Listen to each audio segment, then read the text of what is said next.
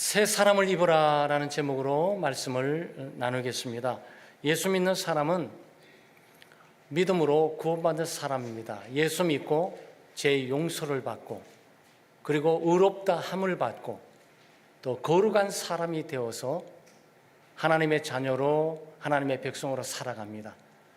그러니까 영혼과 마음과 삶도 변화되지만 무엇보다도 신분도 변화되죠.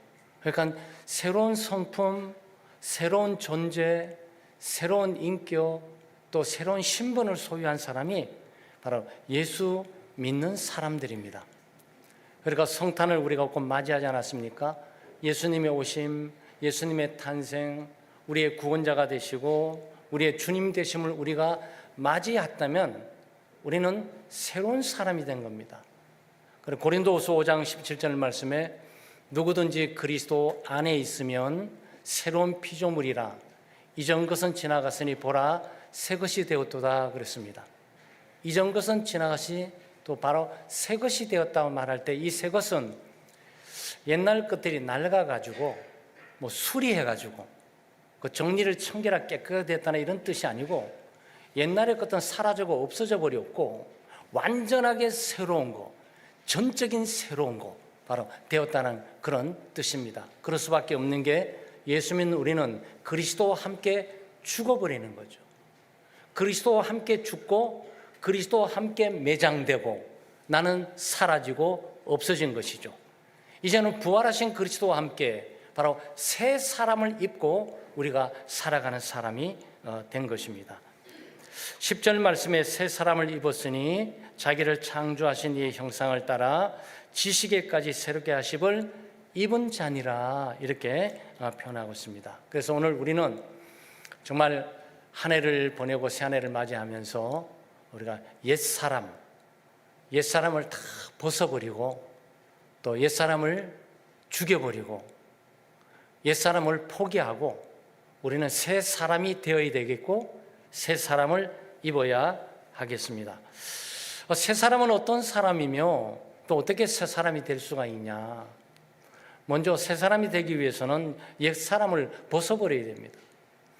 9절 말씀에 옛 사람과 그 행위를 벗어버리고 그랬습니다. 옛 사람과 그 행위를 벗어버리고 그리고 새 사람을 입어야 되는 거죠. 옷 입는 걸 생각하시면 되겠습니다. 아마 여러분 일생을 살아가면서 한 가지 옷 입고 계속 살아가십니까? 아니잖아요. 물론 패션에 따라서 사람들이 자기의 기호에 맞게 옷을 바꿀 수도 있지만 종종 내 이 같은 게 더러워지니까 또 먼지도 묻고 땀도 배이고 음식을 먹게 될 튀기게 되니까 더러워져 있지 않습니까? 그럼 더러워진 옷을 새 옷으로 갈아입지 않는 분 계십니까? 혹시 이 옷이 정이 너무 들어가지고 너무 좋은 옷이라서 때가 묻고 냄새가 나고 반찬이 여기에 튀겼지만 그래도 나는 옷 못 벗겠다 싶어가지고 새로운 옷을 입에 더 입는 분 계세요? 그리고 또 한 달 지나면 또 겉에 거 더러워질 텐데 거기다가 또 안 벗고 또 새로운 걸 또 덧입고 아마 이런 식으로 가게 되면 몸무게만 해도 어마어마하게 나갈 거예요. 옷무게만 해도 굉장할 겁니다. 그러니 새 옷을 입으려면 자동적으로 헌 옷을 벗어버려야 되겠죠. 빨래에 태워다 놓고 그 다음에 새 옷으로 갈아입고 그리고 또 샤워하고 싶으면 샤워까지 하고 그리고 우리가 새 옷을 입지 않습니까? 바로 그 원리인 거죠. 새 사람이 되기 위해서 옛사람을 우리가 벗어버리는 거죠. 옛사람 속에 새 것을 계속적으로 덧입고 한다 한들 그 속에 냄새나고 더러워진 옷이 깨끗해질 리가 없습니다. 아마 영원히 깨끗해지지 않겠죠. 왜냐하면 새 걸로 자꾸 덧붙여서 외부적으로 볼 때는 깨끗해 보이지만 속에는 썩어가고 있지 않겠냔 말이죠. 그래서 우리는 옛사람을 벗어버려야 되는데 우리가 읽지 않았지만 옛사람은 5절 말씀에 음란, 부정, 사욕, 악한 종욕, 탐심으로 표현되어 있습니다. 옛사람의 이 정체들이죠. 8절 말씀에 오늘 읽었던 분함과 노염과 악의 비방과 부끄러운 말이나 거짓말인 거죠. 그러니까 옛사람은 벗어버려야 되는 마땅한 옷들이에요. 너무나 더러워졌어요. 형편 없어졌습니다. 악한 종료, 자기 이기주의고 육체 욕망을 따라 이 살아가는 자기, 이것들을 벗어버려야 된단 말이죠. 특별히 거짓말을 벗어버려야 되는데, 옛사람 가운데 거짓말이 특징이에요. 그러니까 예수 믿지 않는 사람, 예수 그리스도를 구주로 영접하지 않는 사람, 물론 예수를 믿어도 거짓말하고 삽니다. 예수 그리스도를 구주로 영접하지 않는 사람들의 기본적인 특징이 뭐냐면은 밥 먹듯이 거짓말을 한다는 거예요. 물론 두려움 때문에, 자기 보호 본능 때문에 어떨결에 거짓말하는 것도 있지만, 여기서 말하는 거짓말은 굉장히 고의적이고 목적적이면서 아주 계획성 있게 거짓말을 하는 거죠.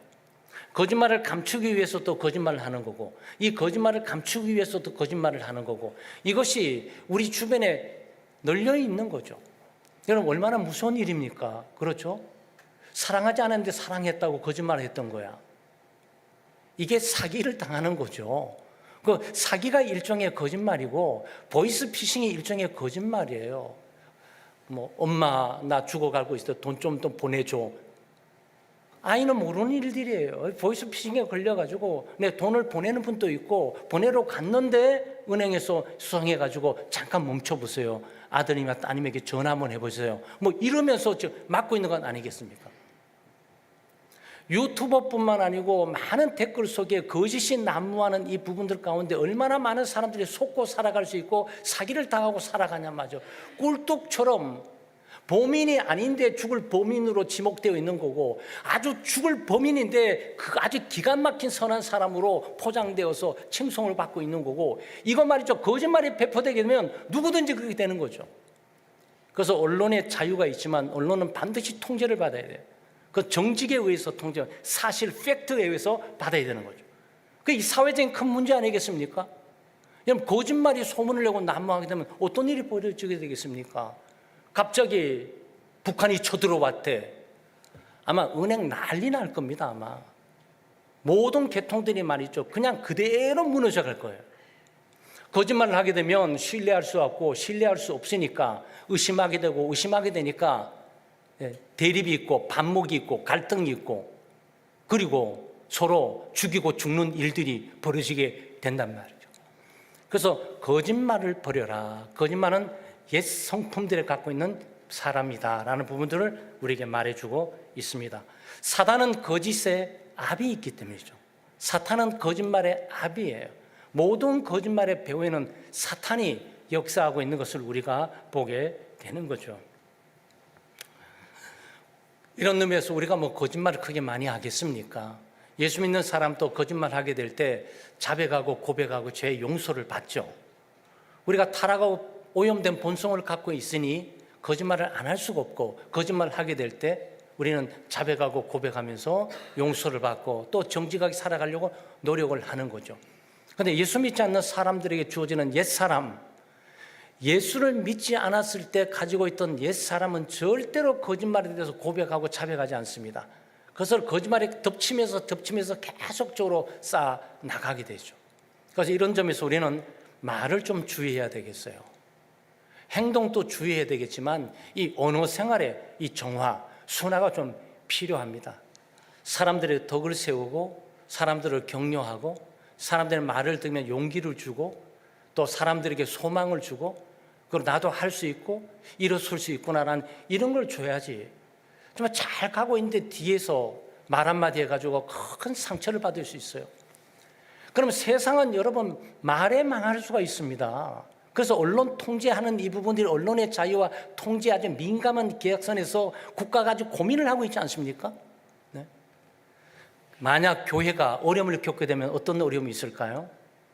아마 거짓말이나 모함이나 소문이 퍼다게 퍼지면서 과대 소문들, 어떤 사람이 주일 성수사 한 번 빠졌는데 날마다 주일 성수 안 했다더라, 이렇게 나가게 되는 이 분위기, 아마 이걸로 망하게 될 거예요.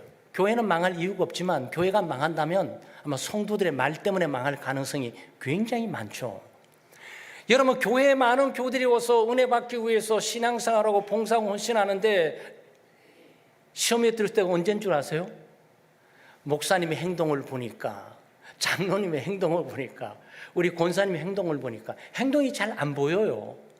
근데 말은 직접적으로 내게 딱 들어오기 때문에 그 말이 폐부에 꽂힌단 말이죠. 그럼 낙심하고 실망하게 되는 거죠.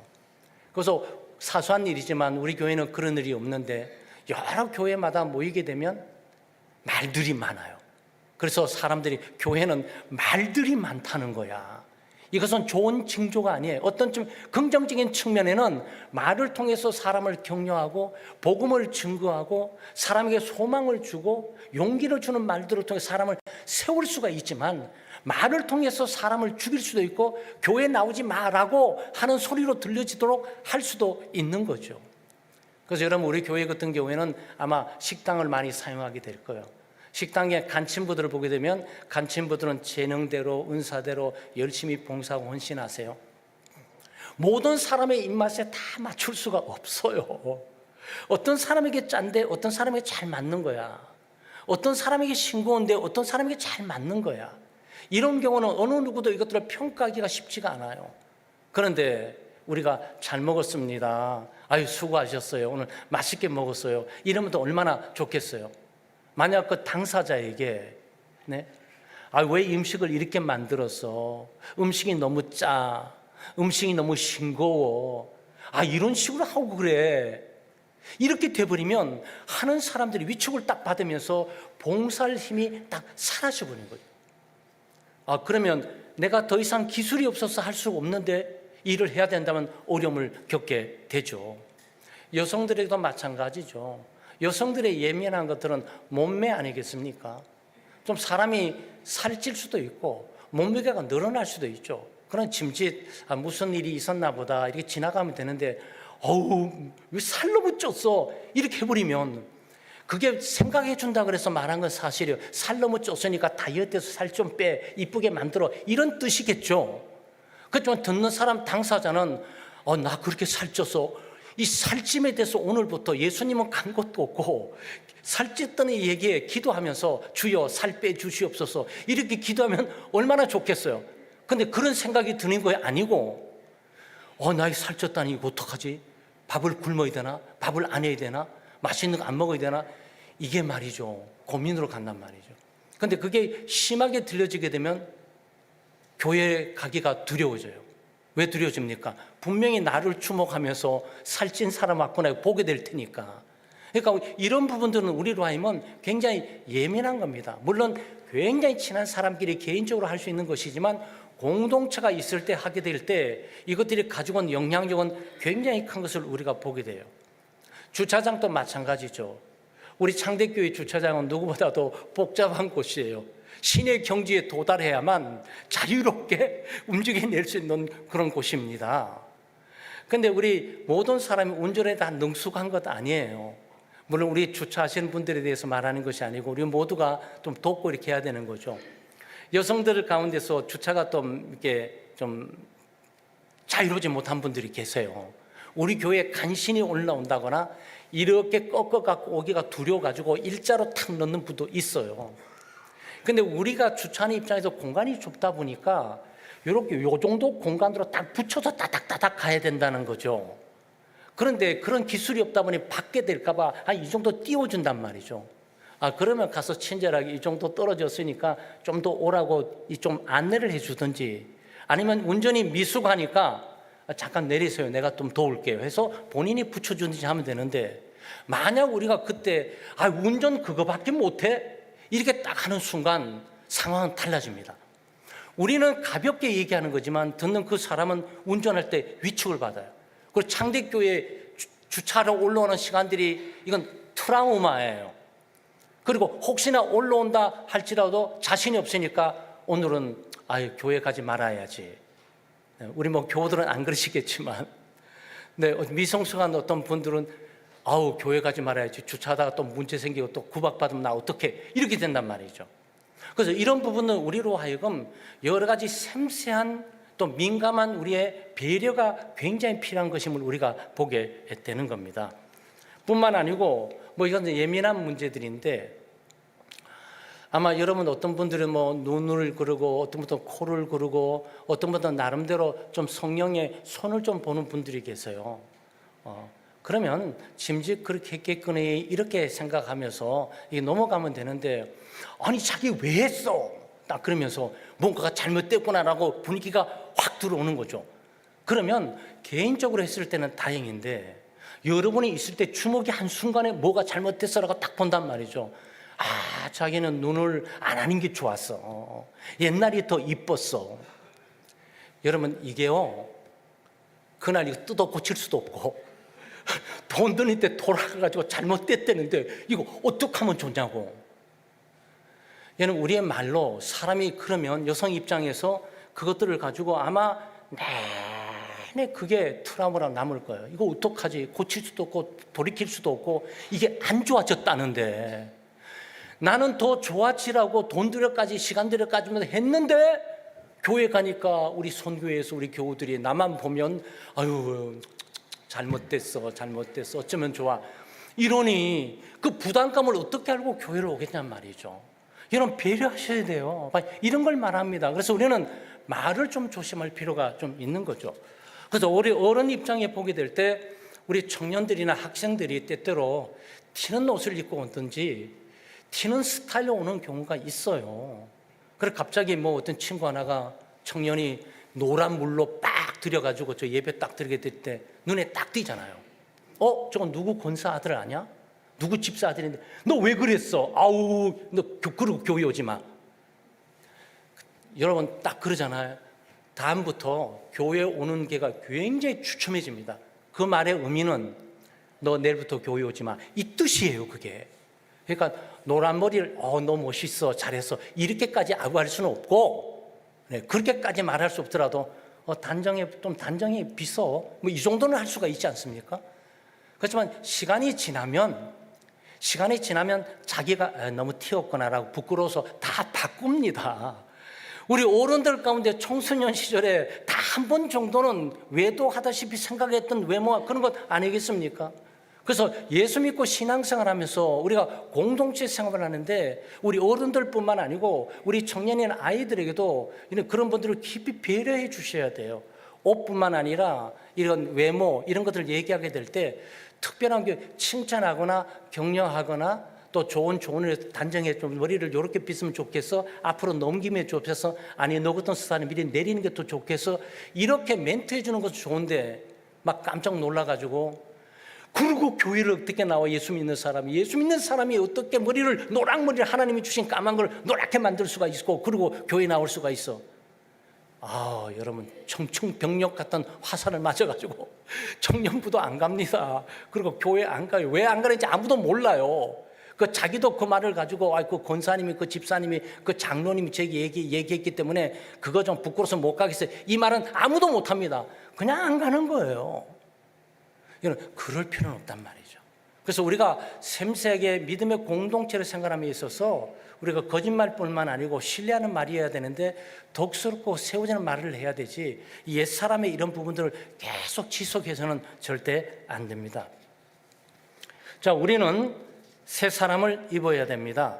새 사람은 10절 말씀에 새 사람을 입었으니 이는 자기를 창조하신 이의 형상을 따라 지식에까지 새롭게 하심을 입은 자니라 그랬습니다. 새 사람은 특징은 하나님의 형상이에요. 하나님의 형상이 있습니까? 하나님의 형상이 있으면 얼마나 좋겠어요. 머리를 이렇게 하셨네. 저렇게 크림을 저기 바르셔서 정말 스타일이 이렇게 하셨구나. 우리 닮아갈 수 있어요. 네? 그런데 하나님의 형상이 없었어요. 하나님은 절대 형상을 했어도 안 돼요. 그런데 여기 하나님의 형상이라고 말한 게 뭡니까? 하나님의 성품을 말하는 거예요. 거룩함, 의로움, 그리고 통치력. 하나님이 인간을 만드시고 세상의 모든 것을 만들고 생육하고 번성하고 모든 것을 다스리라 그랬잖아요. 네, 하나님이 모든 것들을 다스리는 분이에요. 이 자연 세계와 이 사연 세계를 다스리는 하나님이 인간을 다스리도록 했어요. 그런데 그 다스리는 사람은 어떻게 해야 됩니까? 자기를 먼저 다스려야 되잖아요. 자기가 자기를 못 다스려. 내가 왜 그랬지? 늘 우리는 그러고 살아요. 타락하고 오염된 죄인이라 우리 자신을 통제할 능력을 우리가 상실하는 거예요.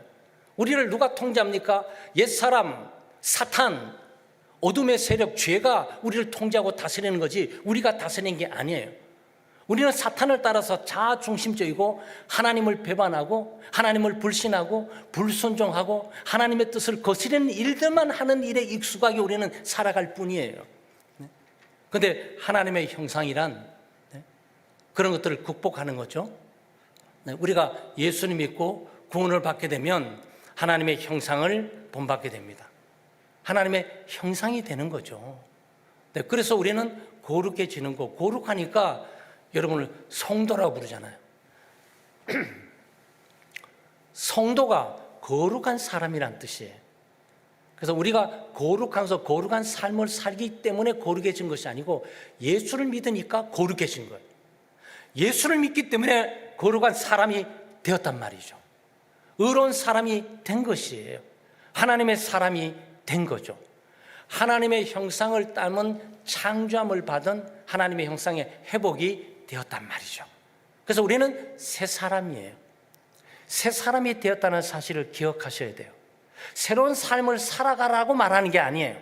새로운 사람이 되어야 돼요. 새로운 사람이 되어야 새로운 삶을 살아갈 수가 있는 거예요. 그래서 오늘 제목이 새 사람이 되라라는 거예요.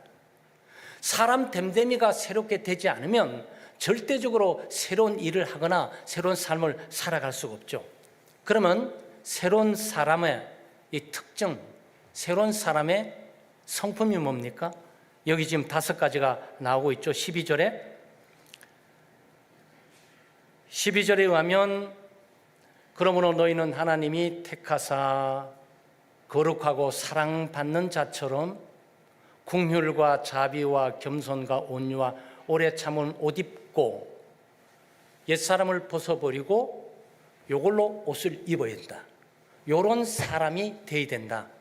왜냐하면 하나님이 선택하시고 하나님이 성령으로 거듭나게 하시고 거룩하게 하셔서 하나님의 무한한 사랑을 받는 자녀가 됐으니까 사자 새끼는 사자를 닮는 거고 고양이 새끼는 고양이를 닮는 거고 호랑이 새끼는 호랑이를 닮는 거고 곰 새끼는 곰을 닮는 거고 사람의 새끼는 사람을 닮는 거고 하나님의 새끼는 하나님의 자녀는 하나님을 닮는다. 그래서 하나님의 사람이 되었다. 그 하나님의 사람의 특징이 5가지인데 긍휼, 자비, 겸손, 온유, 오래 참음이에요. 긍휼은 고난에 처한 사람들에게 동정과 불쌍의 영역을 갖는 거예요.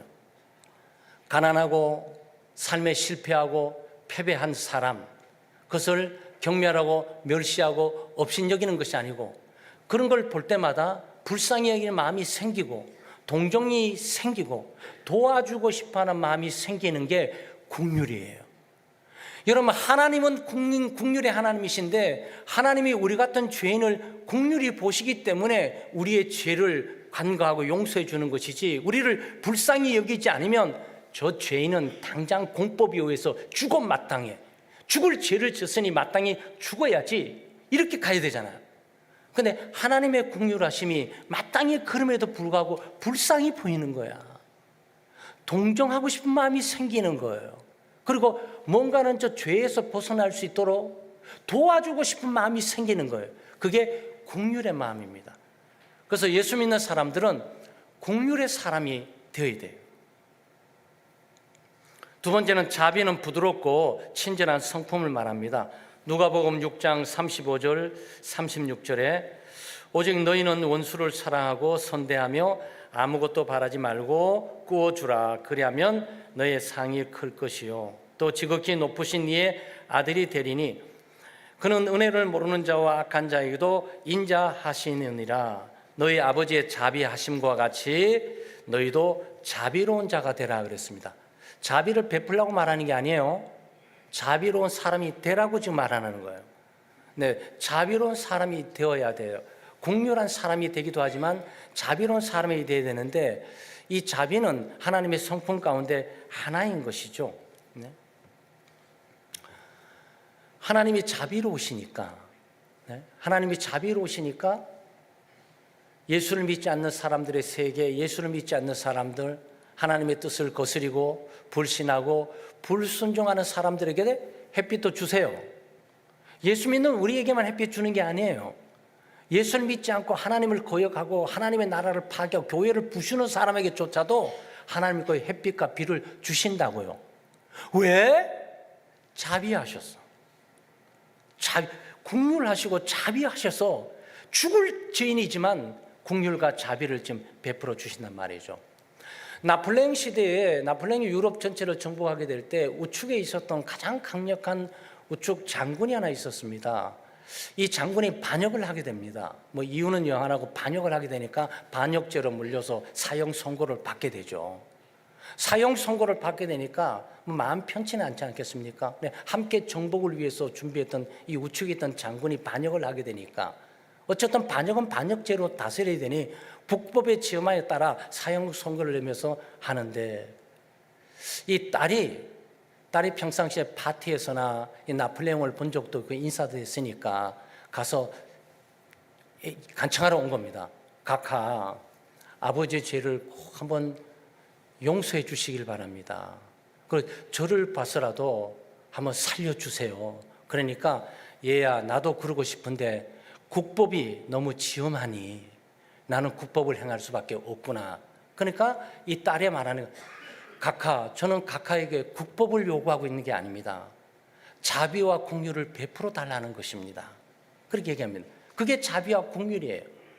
여러분, 자비와 긍휼이 없이 어떤 잘못과 어떤 문제와 어떤 죄인도 살아남을 사람이 아무도 없어요. 지금 이 사회가 그렇지 않습니까? 사회에 돌아가는 상황들이 잘못 문제에 대해서 질타하고 정의와 공법만 얘기하고 있는 것이지 자비와 긍휼에 대해서 전부 침묵을 짓고 있잖아. 아마 자기의 그 공법을 요구하는 것들에 자기가 다 그 화살을 전부 앞으로 맞게 될 거예요.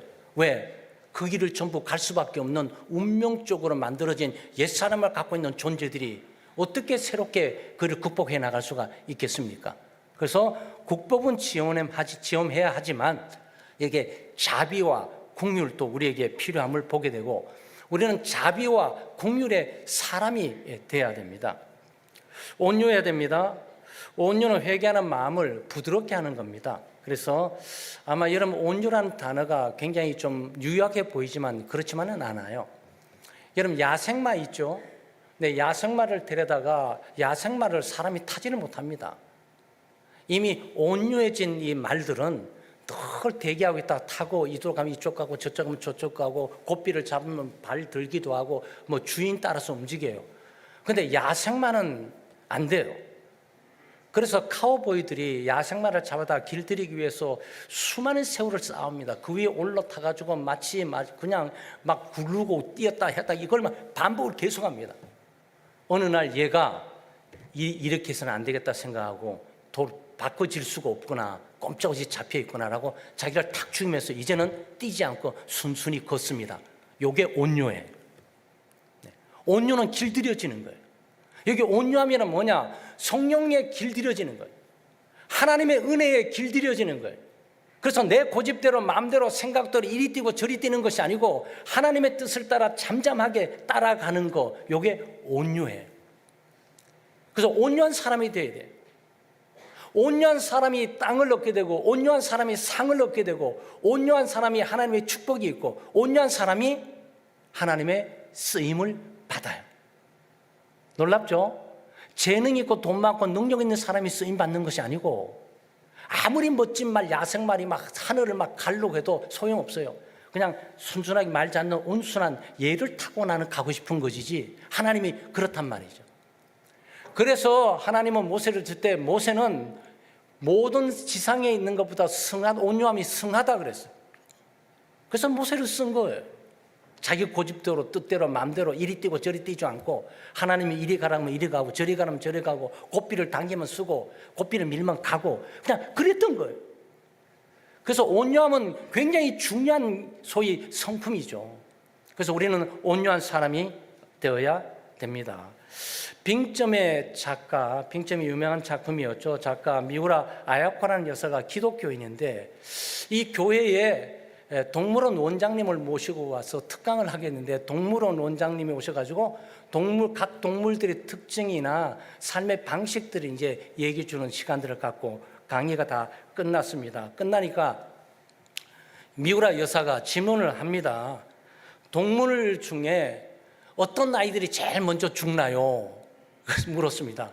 그러니까 이 동물원 원장님이 호전적이고 성질 급한 놈이 먼저 죽습니다.